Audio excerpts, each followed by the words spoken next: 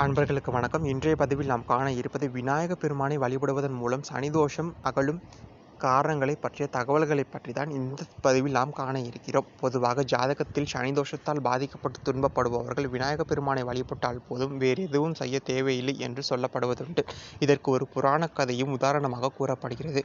ஒரு சமயம் ஆற்றங்கரையில் ஒரு மரத்தடியில் நிஷ்டையில் இருந்த விநாயகப் பெருமான் தன்னை பிடிப்பதற்காக சனீஸ்வர பகவான் வருவதை அறிந்து கொண்டார்.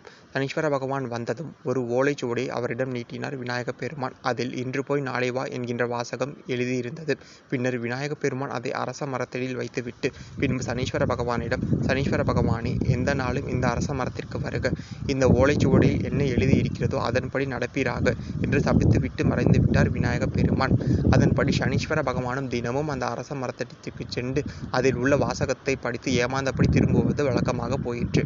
இப்படி பல்லாயிரக்கணக்கான வருடங்கள் ஏமாந்து போக சனீஸ்வர பகவானும் விநாயகப் பெருமானை பிடிப்பது என்பது முடியாத காரியம் என்று உணர்ந்து அவரை துதித்து வழிபடத் தொடங்கிவிட்டார். விநாயகப் பெருமானும் அவர் முன் தோன்றி, "சனீஸ்வர பகவானே, காரணமின்றி உமது சக்தியை பயன்படுத்தி தவறாக நடக்கக்கூடாது.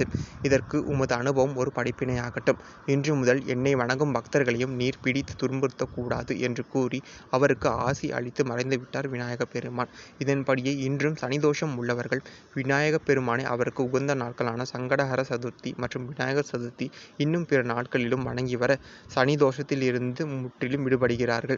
விநாயகப் பெருமானை வேண்டுபவர்களை சனீஸ்வர பகவான் பிடிக்காதது மட்டுமல்ல, சனீஸ்வர பகவானின் கெடு பலன்களையும் குறைத்து அருள் புரிகிறார் விநாயகப் பெருமான்.